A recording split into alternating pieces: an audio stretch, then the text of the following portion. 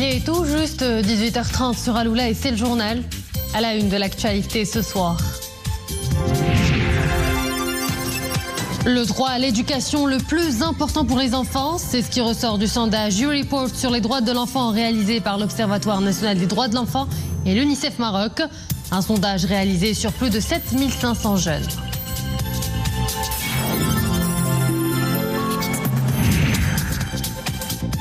Plus qu'un jour avant la fin de la COP29 qui se tient à Bakou en Azerbaïdjan, un événement planétaire où le Maroc est présent en force, l'occasion de mettre en relief l'expertise marocaine en matière de décarbonation et d'atténuation des effets des changements climatiques.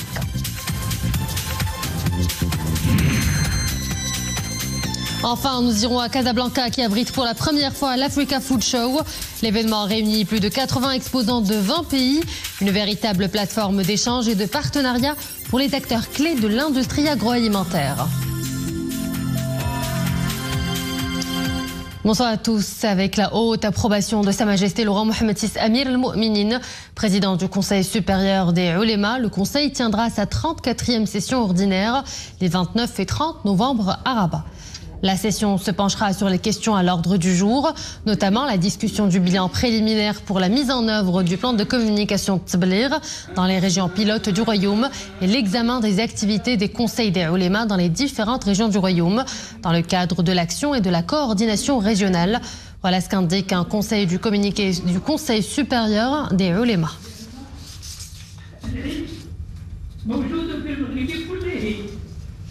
Un conseil de gouvernement s'est tenu aujourd'hui sous la présidence du chef du gouvernement Aziz Akhnouch. Au programme, l'adoption d'un projet de loi relatif à la protection du patrimoine, présenté par le ministre de la Jeunesse, de la Culture et de la Communication, Mohamed Mehdi Ben Saïd. Le Conseil a également pris connaissance d'un accord de coopération dans le domaine militaire et technique entre le gouvernement du Royaume du Maroc et le gouvernement de la Roumanie et de la charte constitutive de l'Organisation de la coopération numérique. L'exécutif a également adopté un projet de décret portant suspension de la perception du droit d'importation applicable aux bovins et aux ovins domestiques. Ce projet s'inscrit dans la continuité des mesures prises par le gouvernement l'année dernière pour suspendre la perception des droits de douane et de taxes sur la valeur ajoutée applicable aux bovins et aux vins domestiques. Dossier du Sahara marocain, le parti au pouvoir au Brésil salue le plan d'autonomie pour le Sahara présenté par le Maroc. Un plan qui repose sur les principes de dialogue et du droit international et qui devrait contribuer au bien-être des populations concernées.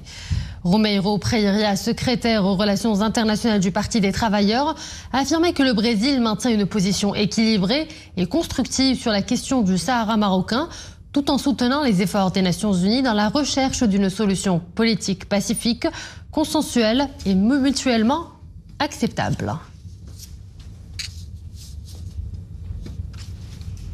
Près de 34,5% des enfants estiment que le droit à l'éducation constitue le droit le plus important pour un enfant. C'est ce qui ressort des conclusions du sondage YouReport sur les droits de l'enfant, un sondage initié par l'Observatoire national des droits de l'enfant et le Fonds des Nations Unies pour l'enfance. Et ce sont les enfants parlementaires qui ont présenté les grandes lignes de cette enquête aujourd'hui à Rabat. Larbenieri, Khadija Jamali et Sofia Fgrout. Au pupitre, ils se relaient pour expliquer point par point et chiffres à l'appui les résultats du sondage.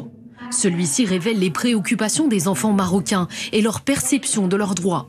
Alors, qui mieux que les enfants parlementaires eux-mêmes pour présenter ces conclusions?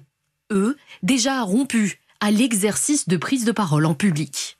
Avec mes camarades, je suis chargée de faire un exposé sur les résultats de ce sondage réalisé par l'Observatoire national des droits de l'enfant et l'UNICEF Maroc. Et nous sommes très fiers de pouvoir promouvoir la culture des droits de l'enfant au Maroc.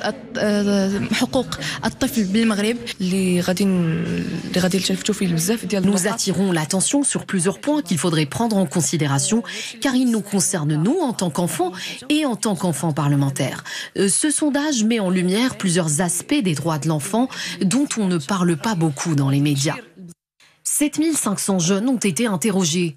Parmi eux, 1500 enfants de toutes les régions du Maroc, y compris le monde rural. Principale conclusion, plus d'un enfant sur 3 estime que le droit à l'éducation constitue le droit le plus important pour un enfant. la composante accès à l'école dans le monde rural et la qualité de l'éducation. Il est intéressant de noter que les proportions sont à peu près égales entre le monde rural et le monde urbain, ce qui dénote une certaine solidarité de l'enfant dans le monde urbain avec l'enfant du monde rural. Donc c'est un résultat qui était intéressant. Après l'éducation, on a 4 priorités qui sont ressorties avec des proportions plus ou moins égales. La santé mentale de l'enfant, la protection de la santé de façon générale, la protection contre la violence et la protection contre les dangers de la drogue. Ce que nous espérons à faire, c'est d'utiliser ces sondages pour travailler avec nos partenaires, avec le gouvernement, pour voir comment nous pourrions ensemble réaliser tous les droits des enfants. Ce qui est aussi important aujourd'hui, c'est que nous avons mis les enfants avant. Donc c'est une conférence de presse avec les enfants, par les enfants, avec vous. Et je pense que c'est pas seulement juste pour qu'ils puissent s'exprimer, c'est aussi de les donner vraiment l'opportunité de dire ce qu'ils veulent faire, ce qu'ils peuvent faire et comment ensemble le gouvernement, la société et UNICEF et ONDE et bien sûr les autres partenaires comme le ministère de la Jeunesse peuvent travailler ensemble. Les conclusions de l'enquête sont d'autant plus pertinentes qu'elles vont tracer la feuille de route pour tous les départements concernés par les droits de l'enfant. Elles montrent aussi la voie à emprunter pour les années à venir. Prenant la direction de Bakou en Azerbaïdjan où les travaux de la COP29 touchent bientôt à leur fin. À cet événement international, le Maroc a su marquer sa présence. Le pavillon marocain a vu défiler une série de rencontres et de side events pour mettre en avant les efforts déployés en matière de décarbonation et d'atténuation des effets du changement climatique. Sur place, nous retrouvons nos envoyés spéciaux Houdam Sahel, Hamza Saïh et le récit est de Iman Ablou. Le Maroc, un exemple à suivre pour les pays du sud de la Méditerranée en matière d'adaptation climatique. Les efforts déployés du Royaume en matière de décarbonation et d'atténuation des effets des changements climatiques inspirent pour une transition énergétique effective. Une stratégie qui s'appuie sur un certain nombre de piliers.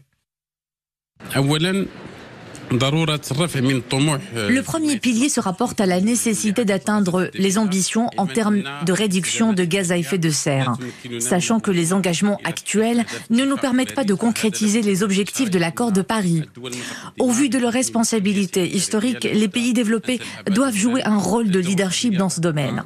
Le deuxième pilier consiste en la réalisation d'actions concrètes en termes de financement, avec la création de nouveaux mécanismes financiers pour l'après 2025. Le Maroc s'engage dans la réduction de l'empreinte carbone. Le Royaume jouit du respect et de la confiance de ses partenaires internationaux et honore ses engagements en matière de durabilité. Le pays ambitionne de tripler sa capacité en énergie renouvelable et d'augmenter l'investissement 5 fois plus dans les réseaux électriques d'ici 2030. Le Royaume est le seul corridor énergétique et commercial reliant l'Europe, l'Afrique et le bassin atlantique. Le pays est appelé à jouer un rôle crucial dans la reconfiguration des chaînes d'approvisionnement mondiales. Le Maroc est également le seul pays africain interconnecté avec l'Europe, tant en matière d'électricité que de gaz, ainsi qu'au niveau logistique. Un partenariat avancé lie tout aussi le Royaume et l'Union européenne dans le cadre du Green Deal. Restant à Bakou, où les nations riches et en développement sont entrées aujourd'hui dans la dernière phase des négociations autour du chiffre d'aide financière. Les cartes commencent à s'abattre avec une demande plus précise de l'énorme groupe du pays du G77+, Chine. Le représentant de cette alliance de 134 pays du Sud a réclamé à l'Union européenne, au Japon ou aux États-Unis au moins 500 milliards de dollars de financement par an pour le climat d'ici 2030.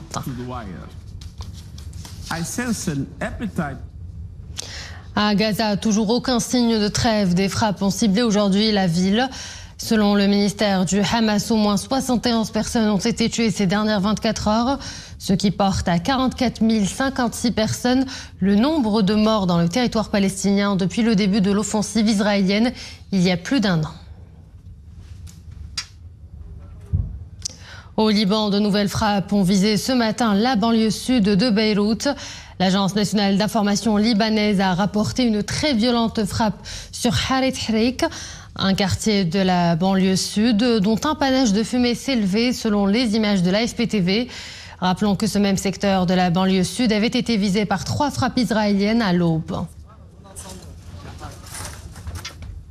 En Islande, un volcan est entré en éruption dans la nuit de mercredi à jeudi sur la péninsule de Reykjanes, dans le sud-ouest du pays. Il s'agit de la 7e éruption depuis décembre dernier. C'est ce qu'annoncent les services météorologiques.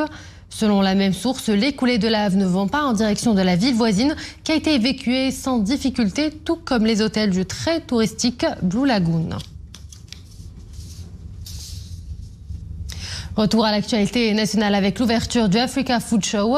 Ce salon, qui est habituellement organisé au Kenya, se délocalise à Casablanca pour la première fois de son histoire. Cet événement économique se veut une vitrine pour plus de 80 exposants représentant une vingtaine de pays. Le salon confirme la position du Maroc en tant que hub stratégique pour le transit des produits et des marchandises vers les marchés de l'Afrique et de l'Afrique de l'Ouest. Hassan Zaki, Mohamed Chekir et Iman Abou. Africa Food Show. Une vitrine pour plus de 80 exposants venant de 20 pays pour partager leurs expertises dans les secteurs de l'agriculture, de l'alimentation, des technologies de construction et des biens de consommation. L'heure est aux échanges. Par notre participation à ce salon, nous cherchons à nouer de nouveaux partenariats sur les marchés nationaux et internationaux. Le marché africain nous intéresse beaucoup car il est très prometteur et offre de nombreuses opportunités. Cet événement économique majeur confirme la position du Maroc en tant que hub stratégique pour le transit des produits et marchandises vers les marchés de l'Afrique de l'Ouest, une région prometteuse sur la scène commerciale mondiale. Notre objectif est de chercher de nouvelles clientèles à l'échelle du continent africain. Le Maroc est une porte d'entrée vers le continent pour nos exportations de dattes. Habituellement organisé au Kenya, Africa Food Show se tient pour la première fois au Maroc, mettant en avant la position stratégique du royaume en Afrique et reflétant l'engagement du pays à développer les investissements agricoles et les partenariats dans le secteur agroalimentaire, tant à l'échelle internationale qu'à l'échelle continentale. Levée de rideau hier soir sur le festival Visa for Music. L'ouverture de ce grand événement a été marquée par une parade allant du musée Mohamed VI d'art moderne et contemporain de Rabat au théâtre national Mohamed V. 3 concerts gratuits ont également été au programme hier. Ce rendez-vous incontournable qui mêle sonorités traditionnelles revisitées et modernité audacieuse promet d'en mettre plein les yeux et les oreilles aux festivaliers.